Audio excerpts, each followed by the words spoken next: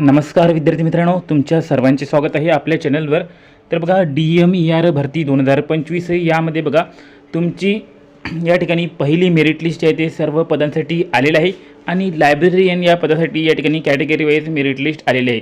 तर लायब्ररियन पदाची merit list आल्यानंतर त्या ठिकाणी एकही कोणत्याही पदाची मेरिट लिस्ट आलेली नाही आहे। सर्वांना याचा प्रश्न पडला होता की कधी मेरिट लिस्ट लागणार आहे, कॅटेगरी वाईज मेरिट लिस्ट म्हणजे फायनल मेरिट लिस्ट कधी लागणार आहे आणि नंतर डॉक्युमेंट्स व्हेरिफिकेशनची प्रोसेस कधी होणार आहे, संपूर्ण रिझल्ट कधी लागणार आहे।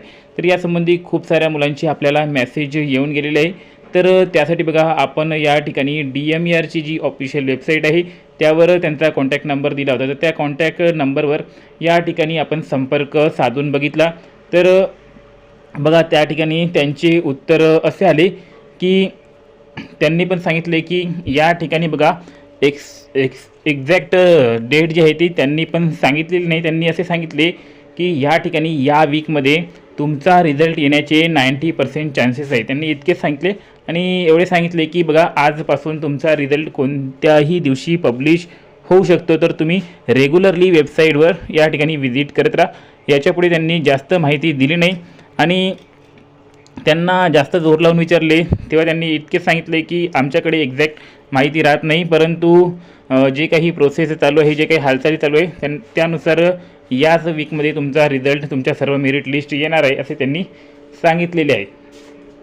तर बघा यावरून तुम्हाला समजून आले असेल की आता जे आहे ते सर्व पदांच्या मेरिट लिस्ट जे आहे ते जानेवारीच्या आत तुम्हाला बघायला मिळणार आहे।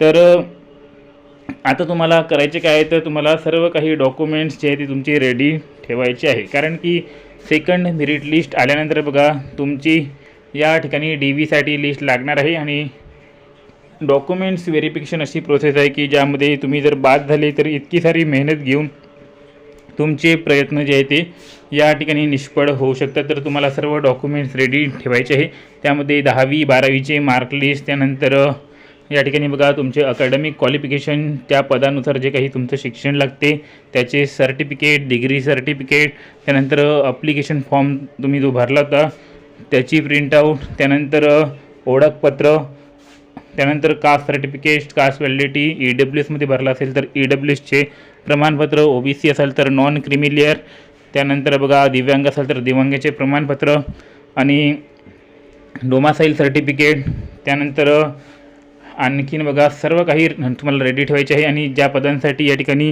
काउन्सिलचं रजिस्ट्रेशन वगैरे लागतं, जसं फार्मसिस्ट झालं, लॅब टेक्निशियन वगैरे झालं, ते काउन्सिलचं सर्टिफिकेट एक्सपेक्टेड फॉर्मॅटमध्ये तुमचं असावं लागेल, एक्सपायर झालेलं नसावं। सर्व काही डॉक्युमेंट्स तुम्हाला रेडी ठेवायचे आहे आणि सर्व डॉक्युमेंट्सचे 2 बंच तुमच्याजवळ असले पाहिजे। सोबत पासपोर्ट साईज फोटो जो तुम्ही फॉर्म भरताना त्या ठिकाणी दिला होता तो पासपोर्ट साईज फोटो देखील तुमचा असावा लागते। त्या ठिकाणी बघा तुमचं बायोमॅट्रिक देखील होतं, म्हणजे तुमचे या ठिकाणी फिंगरप्रिंट्स वगैरे स्कॅन केले जाते, डोळे वगैरे स्कॅन केले जाते आणि ते तुमचे तुम्ही जे ॲप्लिकेशन फॉर्म भरताना दिले होते त्याच्यासोबत मॅच व्हायला हवे, तरच तुमची डॉक्युमेंट्स व्हेरिफिकेशनची प्रोसेस जी आहे ती पुढे केली जाते, नाहीतर तुम्हाला तेथूनच डॉक्युमेंट्स व्हेरिफिकेशनमधून बाद केल्या जाते। तर कॅटेगरी वाईज कट ऑफ तुम्हाला त्या ठिकाणी कळणार आहे। तर सर्वांनी बघा या ठिकाणी जेव्हा पण सर्व लिस्ट येणार आहे सर्वात प्रथम तुम्हाला आपल्या चॅनलवर त्याची अपडेट मिळणार आहे, त्यामुळे आपल्या चॅनलला सबस्क्राईब करून घ्या आणि जॉईन देखील करून घ्या।